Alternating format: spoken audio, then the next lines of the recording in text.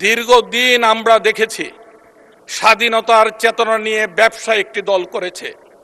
যারাই আওয়ামী লীগ করত তারাই স্বাধীনতার সপক্ষের শক্তি, চেতনার ধারক এবং বাহক হয়ে যেত। আমি প্রত্যেককেই স্মরণ করিয়ে দিতে চাই, একক দাবিদার কেউ যেন সেই স্বাধীনতার পক্ষের বিপক্ষের যে কথা আওয়ামী লীগ বলতো সেটার জন্য বর্তমানেও কেউ যেন সেই চেষ্টা না করে। 2 মিনিট দিলে ভালো লাগতো, কিন্তু দিলে আবার অনেকেই ভাবতো একই জেলার মানুষ, আমি হয়তো ফেভার করছি, এই জন্য 1 মিনিট দিলাম। মাননীয় স্পিকার, দীর্ঘদিন আমরা দেখেছি স্বাধীনতার চেতনা নিয়ে ব্যবসা একটি দল করেছে। যারাই আওয়ামী লীগ করত তারাই স্বাধীনতার সপক্ষের শক্তি, চেতনার ধারক এবং বাহক হয়ে যেত। এখনো আমি আশঙ্কা করছি, জুলাই আন্দোলনে হাজার হাজার মানুষের মৃত্যুর মধ্য দিয়ে যে আজকে আমরা সংসদে উপস্থিত হতে পেরেছি, সেখানে আমাদের নেত্রকোনা জেলায় 17 জন শহীদ হয়েছে। এই 17 জনের বাড়িতে বাড়িতে আমরা গিয়েছি এবং আমার নির্বাচনী এলাকার 4 জন শাহাদত বরণ করেছে জুলাই আন্দোলনে, যারা প্রত্যেকে বিএনপির নেতা এবং কর্মী। এবং আমরা যদি দেখি, নেত্রকোনা জেলার 17 জনের মধ্যে 14 জন আমাদের বিএনপির নেতা কর্মী। তার জন্য আমি কখনোই বলবো না জুলাই আন্দোলনের একমাত্র ধারক বাহক শুধু বিএনপি, কথা আমি বলতে চাই না। কিন্তু আমি প্রত্যেককেই স্মরণ করিয়ে দিতে চাই, একক দাবিদার কেউ যেন সেই স্বাধীনতার পক্ষের বিপক্ষের যে কথা আওয়ামী লীগ বলতো সেটার জন্য বর্তমানেও কেউ যেন সেই চেষ্টা না করে, সেই আহ্বানটুকু আমি সবার প্রতি রাখছি। মাননীয় স্পিকার, আর একটি জনগুরুত্বপূর্ণ প্রশ্ন।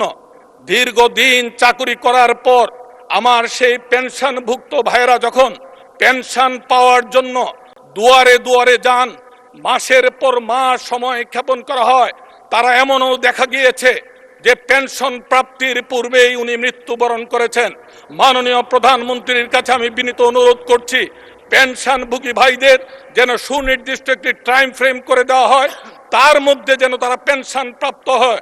এই অনুরোধটুকু আমি মাননীয় প্রধানমন্ত্রীর কাছে আমি রাখছি। মাননীয় স্পিকার, আমি যোগাযোগ মন্ত্রী মহোদয়ের কাছে গিয়েছিলাম, উনি সদয় বিবেচনা করেছেন আমার কেন্দুয়া থেকে আটপাড়া আমার নির্বাচনী এলাকায় রাস্তা চলাচলের সম্পূর্ণ অনুপযোগী। এই রাস্তাটি দ্রুত সংস্কার করার জন্য ওনাকে অনুরোধ জানিয়েছি। কেন্দুয়া থেকে তারাইল রাস্তাটুকু খুব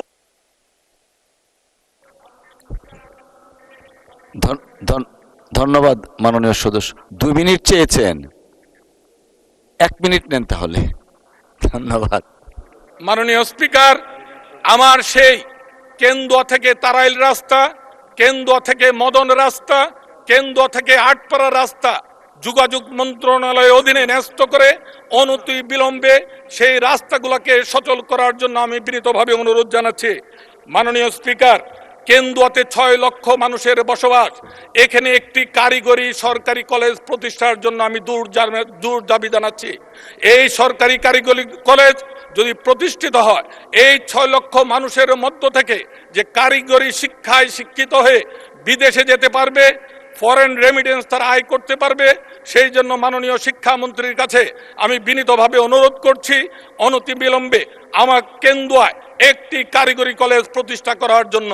সবাইকে ধন্যবাদ। মাননীয় স্পিকার, আপনাকেও ধন্যবাদ। আসসালামু আলাইকুম ওয়া রাহমাতুল্লাহি ওয়া বারাকাতুহু। 2 মিনিট দিলে ভালো লাগতো, কিন্তু দিলে আবার অনেকেই ভাবতো একই জেলার মানুষ, আমি হয়তো ফেভার করছি, এই জন্য 1 মিনিট দিলাম।